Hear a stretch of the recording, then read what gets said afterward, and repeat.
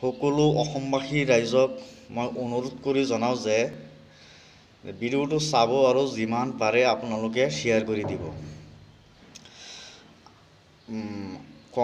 আজিৰ পৰাই 10 বছৰমান আগত কংগ্ৰেছ চৰকাৰৰ দিনত বহমপুৰ সমষ্টি বৰবাৰী বামুণী হাইস্কুলত দুটা গড় টেণ্ডাৰ হৈছিল।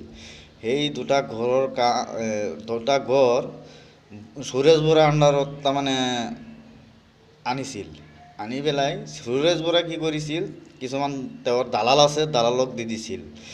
সেই দালালকেইটাৰ লগত তাৰমানে কামটো মোৰ তাৰমানে চাব কণ্টেক্টত লৈছিলোঁ মই 3,13,000 টকা।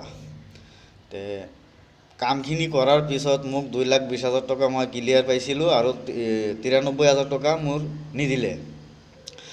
যদি পইচা খুজি যাওঁ মোক বিভিন্ন ধৰণৰ ভাবুকি দিয়ে, মাৰাৰ ভাবুকি দিয়ে, মোক কৰাতে কাটি টুকুৰা টুকুৰা কৰি পেলাব, তেনেকুৱা বহুত ধৰণৰ ভাবুকি দিছিল।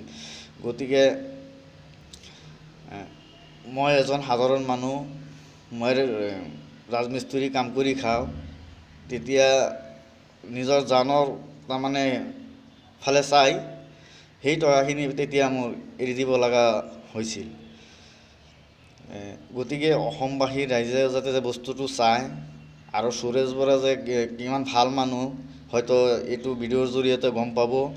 তেওঁৰ লগত যে কিমান দালাল আছে, দালালৰ জৰিয়তে এইবিলাক কামবোৰ চলি থাকে আৰু মানুহক ভয় ভাবুকি দি তাৰমানে পইচাবিলাক মাৰি দিয়ে। গতিকে অসমবাসী ৰাইজক আকৌ বিনম্ৰভাৱে অনুৰোধ জনাইছোঁ যাতে ভিডিঅ'টো চাই আৰু ভিডিঅ'টো যাতে সকলোৱে শ্বেয়াৰ কৰি দিয়ে। ধন্যবাদ।